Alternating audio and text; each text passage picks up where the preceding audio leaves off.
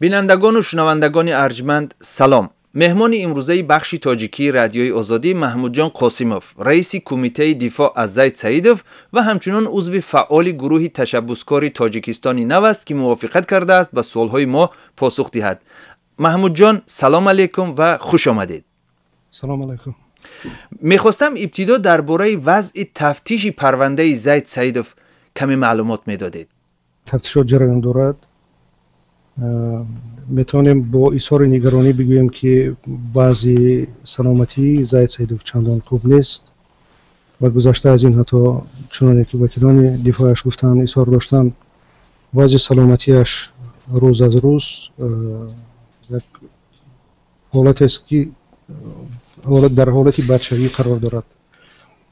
خب اون چیزی است که در مورد تفتیشات و وضع سلامتی و بود و باش زید سعیدوف میتونیم امروز بگوییم. ما ببینید که واسطه و طرز و اصولهای دفاع از حقوق زید سعیدوف آنچه که قانونگذاری مرافعه پیش بینی کرده است و در رابطه با آنها به این کار وکیلان مدافع سفربر شدند اون خصوصیت‌های خودش دارد. وقتی که گپ سری فعالیت کمیته دفاع میرود یا اینکه یک سازمان جمعیتی میرود که در همین سمت میخواهد که سهم بگیرد در مورد یعنی دفاع از حقوق زید سعیدوف، در اینجا طرز و اصول و واسطه ها هرچند هدف ها یک است دیگرند، امکانات ها دیگرند.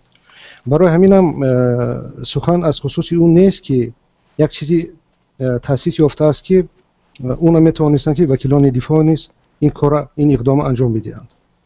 یعنی چی در اون مورد در مورد امکانات‌های وکیلان دفاع و در مورد امکانات‌هایی که در اختیار کمیته میتواند قرار داشته باشد و امروز کمیته این امکانات‌ها را علاقه داراست، سخن از خصوص دو طرز و اصول دفاع از حقوق زید سعیدوف می‌رود.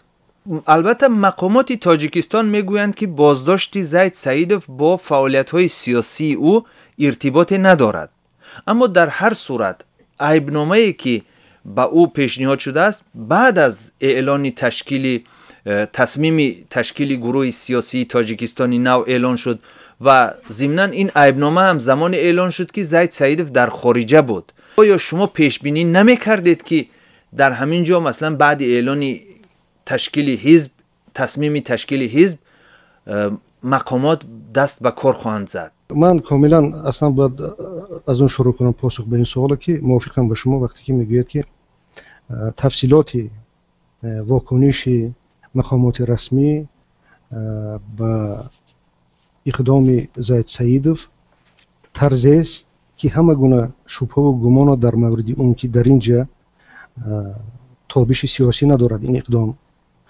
از بین میبرد. یعنی در این مورد ما حتی بگم شبهه و گمان هم نداره، از اون خصوص که سراپا این اقدام این واکنش از جانب مقامات رسمی دولتی محض که صرف از لحاظ معیارهای سیاسی صورت گرفته است. خب چیزی دیگر اون است که وقتی که ما زید سعیدوف نفران دیگری که در کنارش هستند و هستیم از این اقدام جانبداری کردیم، خواستیم که توسط این اقدام یک عمل برای خود روا ببینیم که اون موافقت دارد به اندیشه هامون، به اون هدفهایی که به نزدیک خودمون ما گذاشتیم. در این مورد بله قضاوت به خاطر اون بود که ببینیم که چی واکنشی از جانب دولت و عنصرهای دولتی در این مورد می شود. ما میدونستیم که وضع چندان آسان نیست. ما تجربه حتی تلخ بسیار گروه های دیگر را میدونستیم. شنوندگان زیاد همین سوال رو مطرح کردند که شما سالهای طولانی در نهادهای حفظ حقوق و ترتیبات کار کرده اید. زید سعیدوف هم وزیر حکومت بود. آیا شما پیش بینی نمی کردید که چی انسان‌های در رو برای شما قرار دارند و به چی عکس العمل‌های دست میزنند؟ من اگر گویم که این سوال قریب که همه روزه ما را دامنگیر است اشتباه نیست. ما بار دیگر تاکید میکنم که اصلا میدونستیم که چندان آسان نیست در تاجیکستان در شرایط که وضع قانونی تأسیس دادن یک حزب و سخن اصلا از خصوصی فقط دشواری‌هایی که ماهیت تشکیلی دارن نمی رود. یعنی جمع کردن تعداد معین مردم که با استفاده از اراده اونها یا اینکه توسط مطرح کردن حجت‌های لازمه که اون قانون پیش بینی کرده است توانیم بگوییم که ما علاقه اساس داریم برای تأسیس دادن یک حزب. نه، سخن از خصوصی اصلا واکنش هم میرود که شاید بسیار نفرهای رسمی را، شاید مقامات‌های بعضی از مقامات‌های رسمی را این اقدام خوش نآید. ما اینو درک میکردیم، ما اینو میفهمیدیم. لیکن چیز دیگر اون است که وقتی که میگویم دشواری، ولی چیزی دیگرش دشواری تا به کدام حد سوال در اینجا هست. وقتی که گپ در خصوصی فشار میرد، وقتی سخن از خصوصی صد و ممانعت میرد که در این مورد ایجاد میشد به خاطر آنکه عموما این اقدام راه اندازی نشود و گذشته حتی از این، وقتی که کار تا جای میرسد که در اینجا مفهومی میتواند ظلم حتی به مبالغه استفاده کنیم، وقتی که اون چیزی سری زید سعیدوف امروز فرو ریخته است، حتی اگر ما صرف نظر کنیم اون فشار و اون تضییقی که به سر جانبداران دیگری این اقدام است، که نفران دیگری که امروز شامل گروهی تشبسکار این حزب هستند، اون حتی اگر صرف نظر بکنیم اون چیزی که سر زید سعیدوف است دیروز بود و امروز است و این به گمان من، به اطمینان کاملی من، به اطمینان کاملی بسیار نفرایی که امروز در بر ما همراه ما هستند و این خلاصه را جانبداری میکنند، بغیر از ظلم چیزی دیگری نیست. و صمیمانه در این مورد باید بگویم که ما تا به این حد و تا به همین اندازه شدت و سنگین شدن این دشواری را درک نکرده بودیم. یک خواننده میپرسد که خوب زید سعیدوف محکم است حاضر در آزادی نیست، ولی چرا انجمن حزب که میبایست 26 می دایر شود برپا نشد؟ سبب چی بود؟ شما خوب یکی از اعضای فعال گروه تشبسکار حزب تاجیکستانی نو هستید، آیا به این سوال پاسخ دادن میتوانید؟ بله بله بله. چون امروز با نظر داشت واضحه که در او خود زید سعیدوف قرار دارند و مسئولیت کارهای تشکیلی که ربط دارند به تأسیس دادن حزب بر دوش به واسطه من است و اون نفرهای دیگر است که شامل گروه تشبسکار هستند. من میتونم بگویم که یکی از مشکلی ها علاوه از این مشکلی شنونده ها آگاهی دارند، یعنی این مشکلی در مورد دریافت جای گذراندن انجمن بود. مشکلات دیگر است. مشکلات دیگر اون است که ببینید که این عملا که اکثریت میدونن چند نفری که شامل گروه ما بودند و مسئول انجام دادن کارهای تشکیلی به خاطر برگزار شدن انجمن بودند، اونا با این و آن سبب ها برکنار شدند از فعالیت در گروه تشبسکار و اکثر این نفرها نفرهایی بودند که یک واسطه رابطه و اعتماد با جانبداران ما بودند که در منطقه ها در شهر و نواحی کشور امروز اقدام ما را دستگیری کردند و گفتند که ما با شما در مورد تأسیس یک حزب یک جا هستیم و متاسفانه با رفتن این نفرها بعضی دشواری ها در این ربط پیدا شد. یعنی ما باید که به هر حال با اون نفرهایی که در انجمن در نظر بود که شرکتشون یا که حضورشون باید که تامین بشود و این یکی از شرط‌های اساسی گذراندن انجمن بود و وابسته به همین مشکلی که حاضر من اظهار کردم ما این کار را کرده توانستیم. چیزی دیگر مشکلی وضع در اون مورد بود که ببینید که وقتی که تا اون وقت اینقدر فشار نبود، اینقدر تضییق نبود، اون حادثه‌ای که سر زد در نظر است بازداشت زید سعیدوف، آغاز شدن پرونده نسبتش، عملیات های دیگری تفتیشاتی نسبتی او. خب وقتی که با مردم صحبت میکردیم در شهر و نواحی، وقتی که مردم نزد ما می آمدن، وقتی که با این و اون طرز با ما در تماس می شدن، در برابر دیگر سوالها یک سوالی که بیشتر مردم می دادن و این یک افاده‌گر سطح معرفتی هم حقوقی هم سیاسی مردم است، می گفتند بغیر از اون هدفهایی که بسیار قابل قبول هستند ما جانبدار هستیم ما قاطعانه میتونیم اصرار داشته باشیم که در کنار شما میمونیم و در کنار هم یک کاری کرده میتونیم که به خاطر بهبودی باشد، آبادی کشور باشد. ولی به ما بگوید که آیا این اقدام پایه های و اینکه زمینه های حقوقی قوی دارد تا به کدام اندازه که ما بتوانیم پگاه بگوییم که یا امروز بگوییم که امنیت ما تامین می شود، یا که دولت به ما اراده نمیگیرد، یا که قانون به ما اراده نمیگیرد. دیروز میگفتیم که بله و یک توصیه نامه مطرح کرده بودیم به مردم، طریق خطی و پهن میکردیم بین جانبدارامون و جانبدارای احتمالیمون و در اونجا آغاز کرده بودیم همین توصیفی وضع از طلبات سرقانون کشور. گفتیم ببینید که حقوق اتحاد کنستیتوسی کشور داده است و تامین رعایت این طلبات بر دوش دولت است. ببینید که این یک حقوق بسیار جدی هر یک شخص است، هر یک شهروند است و نمیتوان هیچ کس او را صرف نظر کرد، بخصوص وقتی گپ سری فعالیت دولتی است. باز چیزی دیگر اون بود که قانون‌های میدونید که دیگر هم از قانون درباره احزاب سیاسی هست، اون رو در نزد مردم تشویقات کردیم و گفتیم که و وابسته به همین در اون وضع، در اون محیط، یعنی تا اون دمی که این فشار از خود درک داد، این فشارها از خود درک دادن، مردم با اعتمادی آن که نه تنها هدفها لایق توجهند، لایق اعتمادند، بلکه طلبات قانون است، از این اقدام جانبداری میکند، از این حقوق مردم، از این حقوق شخصان جانبداری میکند، با ما اظهار پیوستگی کردند. ولی امروز ببینید که چی شد. امروز کم نیستند بین این تعداد آدمانی که میگن که ببینید که صرف نظر از آن که به ما شرح و توضیح داده در مورد طلبات قانون، مقررات قانون، ولی چی شد که امروز این یک واکنش شد. یعنی علاقه مردم، قسمی از مردم که از جانبداری خودشان به ما اظهار عقیده کرده بودند، علاقه اعتماد به طلبات قانون ندارند و این است بدبختی.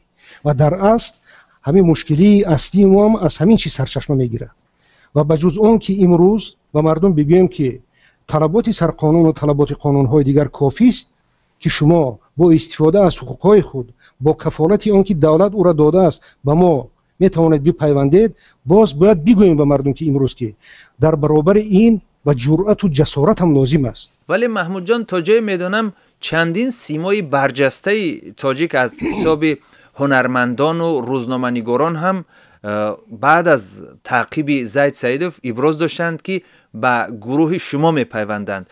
من فقط میتوانم اضافه کنم به آنچه که شما گفتید که این مبالغه نیست و این سخن پردازی نیست، روزی نیست و حتی بعضا ساعتی نیست که نفران زیاده، حتی میانشان کم نیستند، چهره‌های بسیار معروف و محبوب این کشور، چی در داخل کشور چی بیرون از کشور، که اظهار پیوستگی با ما نکنند. سخن از خصوصی فقط اون نمیرد که یک نفر و 10 نفر و 100 نفر و 200 نفر چهره‌های محبوب و معروف که این اصلا گیره مگر این باعث افتخار نه تنها ماست، هرچند پیش از همه و بیش از همه افتخار ماست که امروز چنین چهره‌ها اظهار می‌دارند که آمادند به ما پیوندند. و صرف نظر از این چیز حتی طلبات قانون این است که چی تعداد مردمی ضرورت دارد به خاطر آنکه با استفاده از رأی اونها، با استفاده از اراده اونها ما میتوانیم که اظهار بداریم که اساس داریم برای تأسیس دادن یک حزب. و یک شنونده هم نوشته است که البته میخوام نظر شما را پرسم. یک شنونده نوشته است که ابتدا این بازی های پسی پردگی حکومت بود و آنها به زید خودشان شاید مشورت داده باشند که همین حزب را تشکیل کند و در پی تشکیل گروه شود، ولی وقتی پتانسیلی زید سیدوف را دیدند که چگونه این گروه پشتیبانی یافت، آنها کمی در خوف شدند و در پسی تعقیب این گروه شدند. شما به این فکر راضی هستید؟ من گمان نمی کنم که این پتانسیل طوری بود و طوری شد که در این یک فاصله بسیار خرد سطح یا که فرقیت یا که تفریقه بین طولانی بود که درک نکنند که این زید سیدوف همون زید سیدوف است. پتانسیل زید سیدوف دیروز نیز معلوم بود، فقط وضع نیاز به او داشت که زید سیدوف بگوید که من امروز آماده هستم که یک اقدامی کنم و به میدان سیاسی وارد بشم. دیگر همه آن چیزی که با یک بار دیگر تاکید کنم، از شما معذرت میخوام، بله همه آن چیزی دیگری که پتانسیل یا اینکه نیروی این نفر، این شخص، این شخصیت معرفی کرده میتوانست و میتواند، این کار یک روز و دو روز نیست، این سالهای طولانی است که الکی چی در نظر مردم و بیشتر از نظر اونهایی که درباره او یک مصروف فعالیت بودند، حتی در ساختار حکومتی پوشیده نبود و نیست. آیا گروه شما کوشش نکرده است در ملاقات مستقیم با پرزیدنت تاجیکستان این مشکلی را حل کند؟ اینم سوال شنونده است. ما اصلا یگان ضرورت برای این ندیده، چون اصلا وقتی که شروع کردیم به تطبیق اقداممون، ما گفتیم که کفایت میکنند طلبات قانون، به خصوص طلبات سرقانون کشور در مورد آنکه مردم این حقوق دارند، نفرها، شخصان، شهروندان این حقوق دارند.